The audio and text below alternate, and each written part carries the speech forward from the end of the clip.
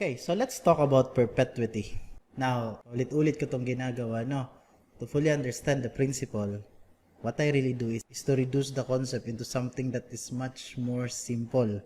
So, let's begin with the idea, no? Perpetuity is like your annuity, except that hindi finite yung amount of transactions, which means infinite number of transactions magaganap sa perpetuity na concept. Okay?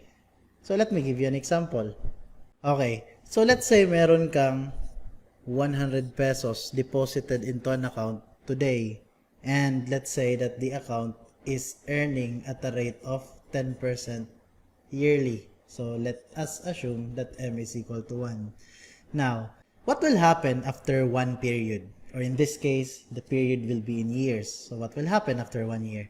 Your money will become, of course, 110. Alright? Now, after another year, now, bakit nangyari ulit yon? Again, it's because 10% of 100 is 10. Plus mo dyan, 110. Now, after another period, alright? Magkano na pera mo? Now, supposedly, iti 10% ulit natin tong 110. Tama ba? Which will give us 121. Nangyari na to kanina. But let's give it a twist. Alright? What if, after tumubo dito ng 110, withdraw mo yung 10? Okay? Ang mangyayari, babalik yung pera sa 100. Tama ba? Such that, kapag tumubo ulit yung pera ng another period, what do you think will happen? Remember, 110 minus 10 is babalik sa 100 such that after another period, 10% of 100 is 10 again. Then therefore, your money here will become 110 ulit. Diba? Now, let's say, ginawa mo ulit yung ginawa mo kanina, withdraw mo ulit yung G's. What do you think will happen?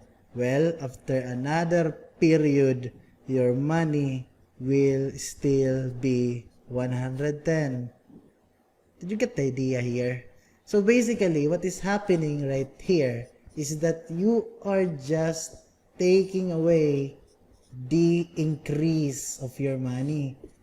You're just taking away the profit. Every period, tinukuha mo din yung profit. So what will happen is babalik din siya yung pera mo sa kanyang original na amount. And then, kung isipin mo, sa tingin mo ba may mangyayari dyan sa pera mo? Mauubos ba yan or madadagdagan?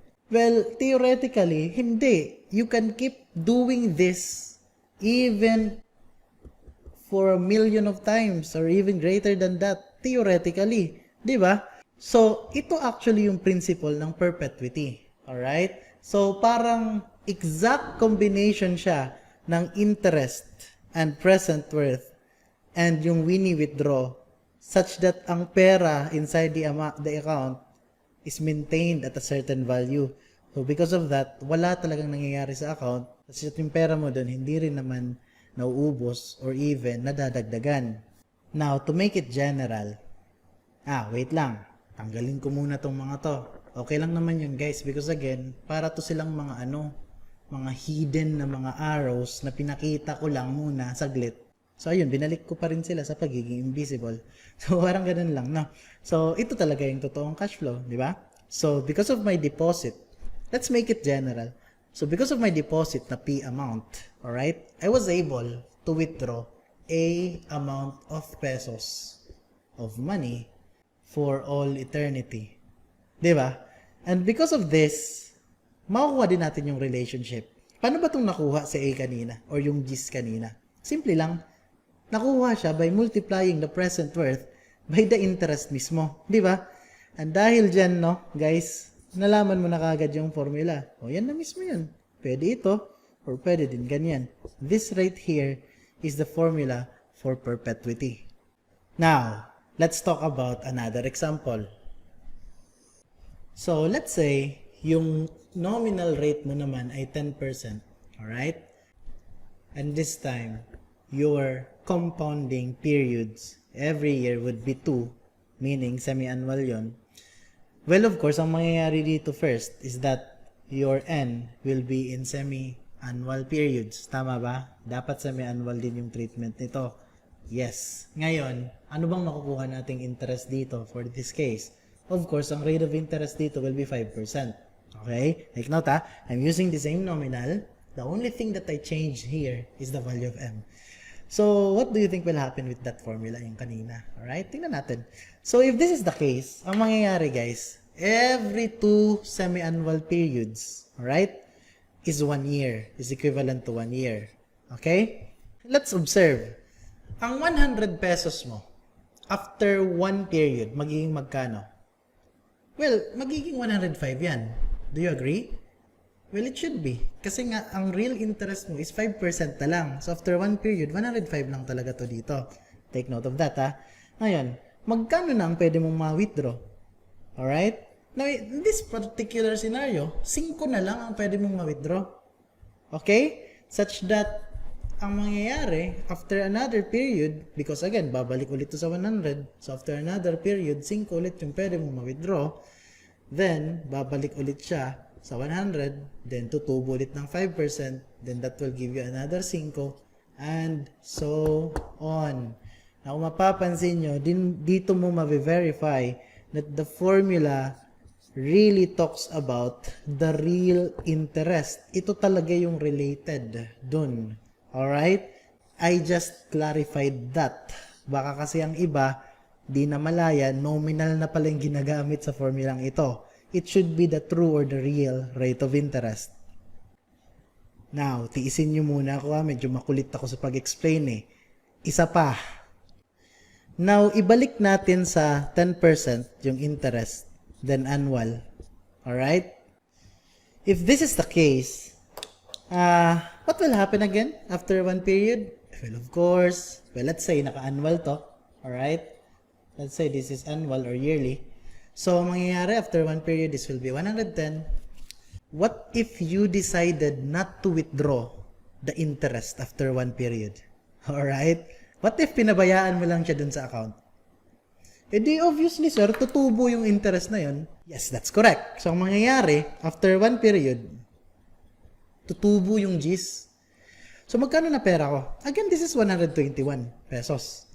Now, what if dito mo na naisipan i-withdraw yung interest? Magkano ang mawi-withdraw mo? Sir, alam ko na. Since di ko withdraw dito yung G's, alam ko na. Okay? Pwede 20 yung mawi-withdraw ko. Mali. Obviously, ang mawi-withdraw mo is 21. Did you get that? Then when you do that, babalik ulit yung pera sa 100 such that the cycle will continue. So, after another 2 periods, this will give you another 21 pesos. Then another 2 periods, another 21 pesos. Then another 2 periods. Basically, think about this. Can you keep that up forever, theoretically? Definitely. Di ba? Because you're just taking out the profit every 2 periods. Now, may gusto lang ako iparealize sa inyo. Alright? Anong ibig sabihin nitong gusto kong i-brought up dito? Take note guys, kasi napaka-importante nito, especially sa ating last topic mamaya. To cut things short, yung 21 na yun is actually the interest. Alright? Interest siya after 2 periods. Now, kung isipin mo ng maigi, actually, ang related talaga sa kanya is what we call the effective rate of interest. Alright? I'll prove it to you. Tingnan nyo guys, no? The formula for this one is this one. Yes. Ngayon, let's try to substitute yung condition na binigay ko kanina. This is 1 plus 10% raised to 2 years, di ba? Kasi every 2 years tayo kumuha ng pera, di ba? Minus 1. I want you to calculate that. You will actually realize that this is equivalent to 0.21.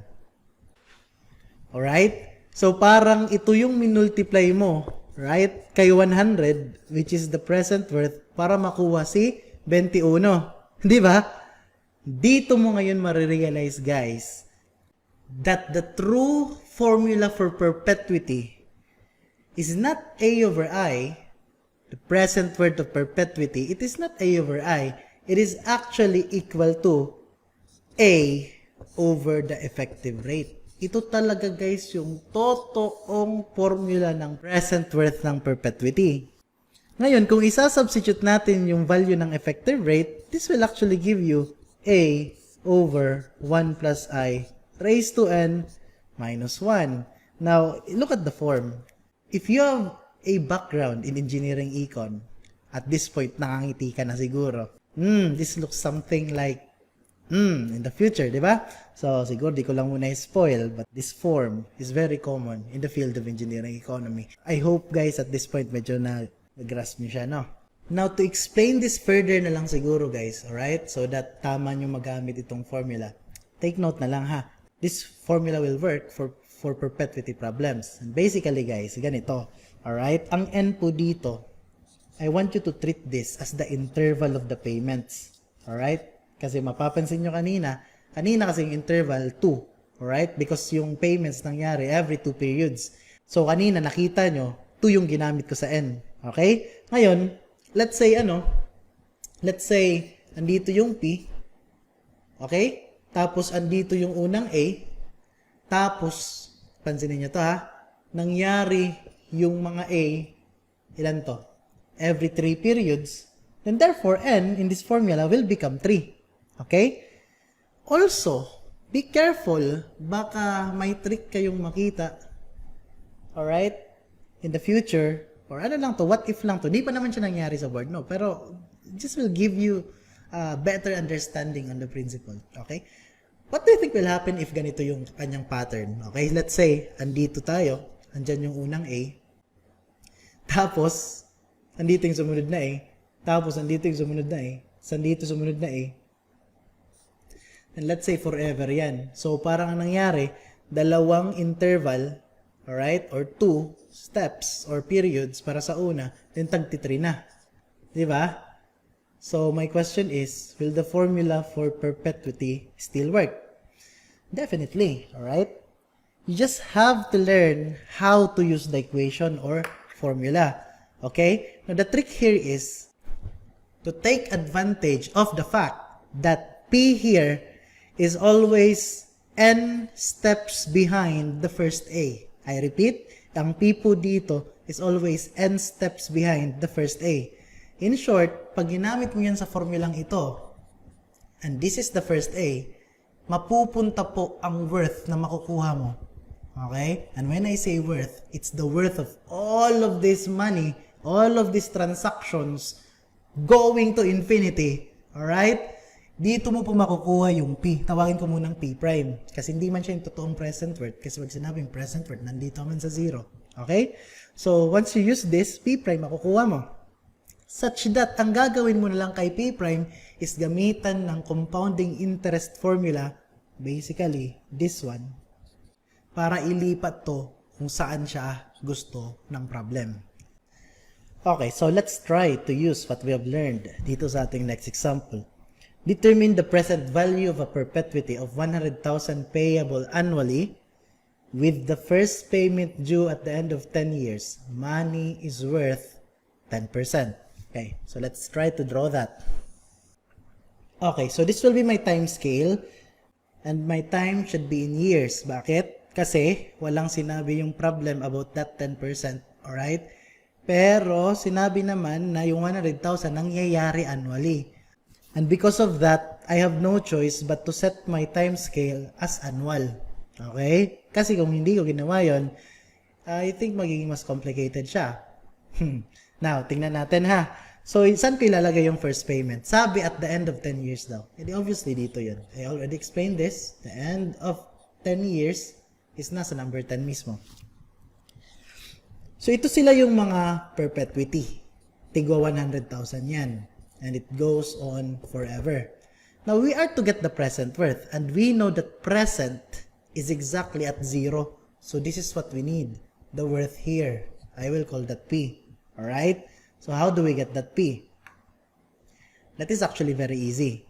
Okay? The first thing that you need to do is use the formula A over I. But, be careful. Because if you use this formula here, sa mga 100,000 na to, what you will get is the worth dito sa 9. As explained a while ago, again, one step behind the first perpetuity.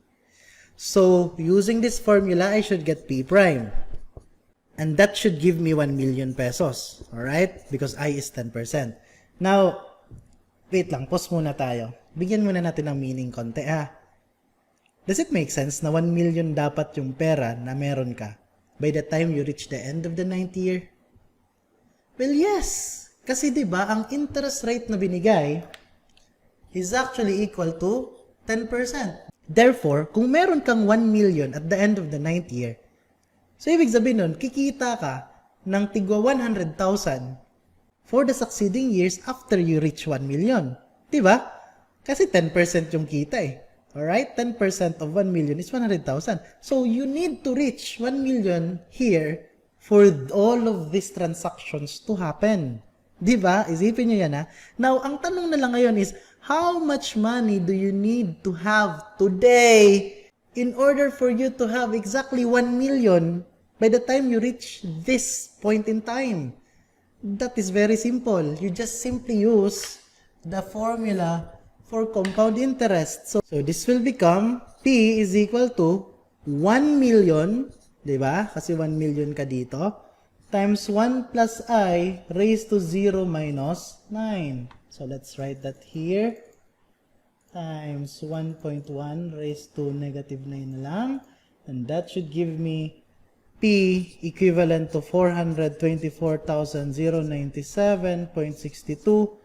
So imagine you need to have this much money today in order for you to have exactly 1 million 9 years from now, such that after that particular point in time, you are then able to withdraw 100,000 pesos each year for the rest of eternity.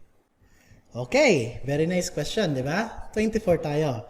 Find the present value in pesos of a perpetuity of 15,000 payable semi-annually if money is worth 8% quarterly.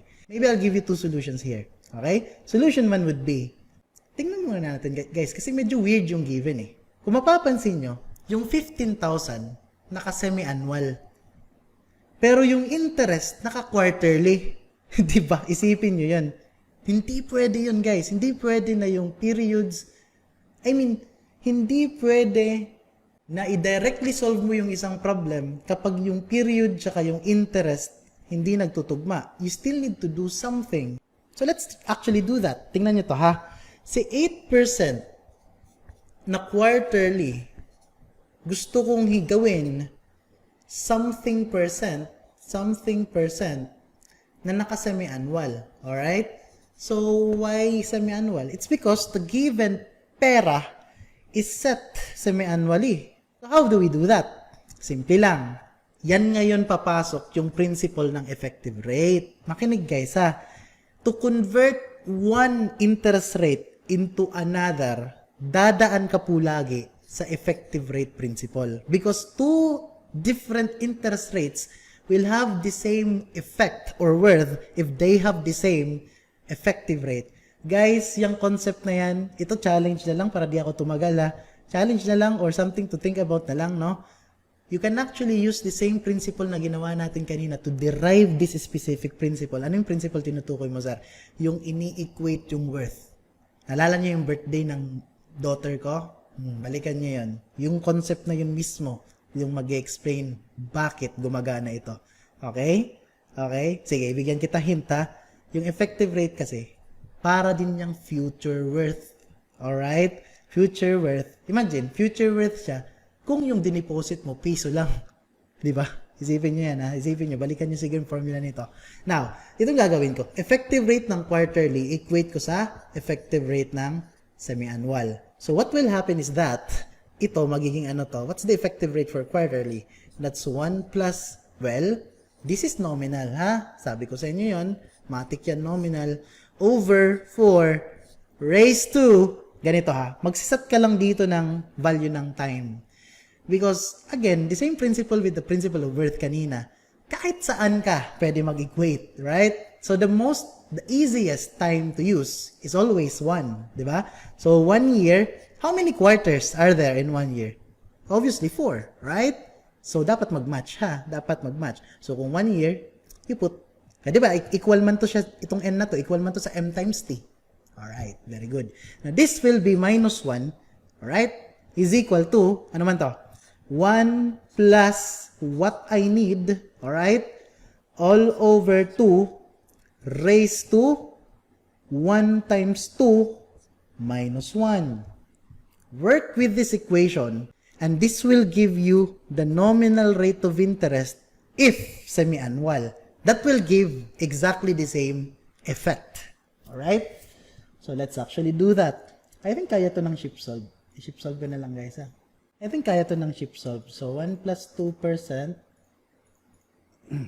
raised to 4 minus 1.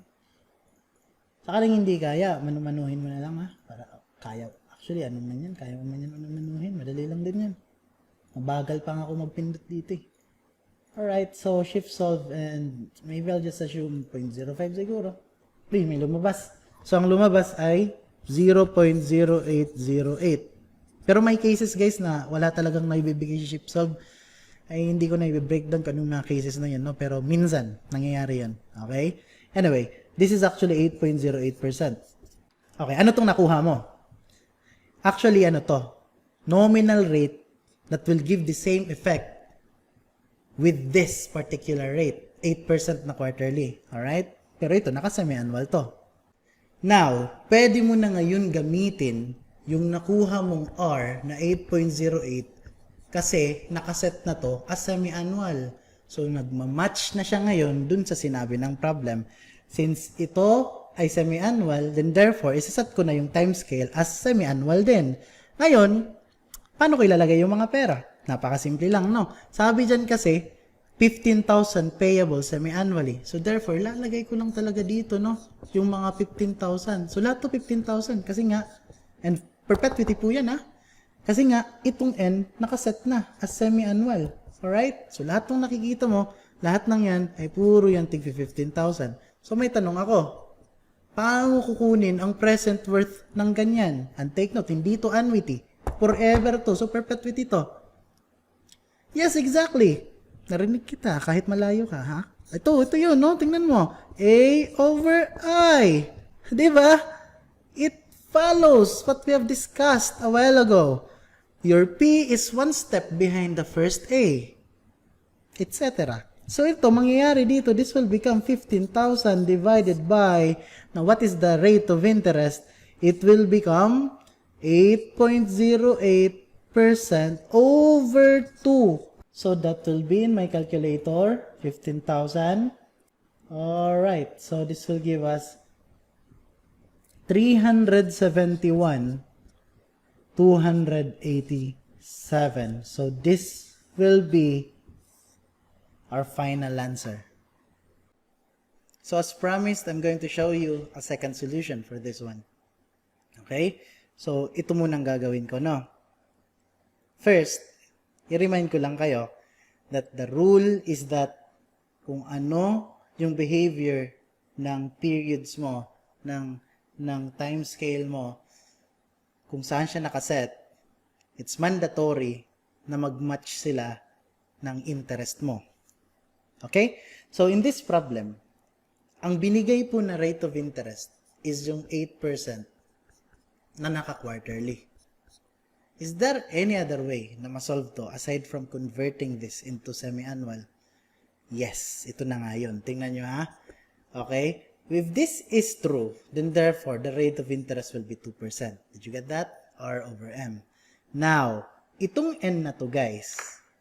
Alright? Ito na lang kayang baguhin natin. Because, tingnan nyo to ha. Nagkataon kasi na yung semi-annual na interval, okay, mas malaki compared sa quarterly na interval. Think about it. Dahil doon, kahit mag-quarterly ako dito, just to match this, kasi naka-quarter to eh. Para lang mag-match sila, what I did is change ko tong N na to. Siya yung pina-adjust ko. Even if I do that sa problem na to, solvable pa rin siya. Ang hindi magiging solvable using this technique is kapag baliktad. Think about it. Hindi mo makikita yung transaction na mas pino pa sa kung meron ka. Pero pwede mo makita yung transaction na mas malapad ang range kung nakapino ka. Think about it, no? So in this case, tingnan niya, 1 year is equivalent to 4 periods. This will be 1 year. Okay? Take note, take note. Ngayon, anong sabi ng problem? Every ilang unit of time nangyayari yung 15,000. As is stated in the problem, it is semi-annual. Tama? Ilang quarters yung 1 semi-annual period? E di dalawa, di ba? Kasi kung 1 year, 4 na quarters, and therefore, 2 quarter should be equivalent to 1 semi-annual period. I hope you get the point. And that is basically the reason why pwede lang natin to i-convert into that. So, ibig sabihin, lalagay lang ako dito ng 15,000. Oh, tama bang ginawa ko? Yung unang 15,000 ba dapat nasa 2? Oh, try to review the previous solution kanina. Nasa 1 yun syempre kanina, pero alam natin that yung 1 kanina, semi-annual yun. So, 2 quarters yun dito. Alright? So, ito, 15,000 ulit, 15,000 ulit, 15,000 ulit, blah, blah, blah. So, ang mangyayari, kukunin lang natin si present worth. So, how do you get this P? That is very simple. Diretso na siya. A over, remember this, effective rate. Oh, sir, bakit effective rate na? Hindi na I. Kasi may interval na siya. O, tingnan nyo, guys. We need to use the general form of the formula simply because hindi na isa yung interval. Hindi na every step merong transaction. May gap between the transactions na. And that is where your effective rate will kick in. So let us substitute. This will become 15,000 all over. Anong effective rate? Well, I know I, that's 2%. So that's 1 plus 2%. Erase mo lang to sa ano. Ilan ba yung interval? 2, di ba? Yung interval. Ayun, obvious naman eh. Every 2, 4, 6, 8. Oh, hindi 2 yung interval. So, raise to 2 minus 1. Okay? So, this shall be equal to, let me calculate it first. And that should give me the same answer that I have obtained a while ago. So, this will be my final answer. I hope may napulot kayong bago doon.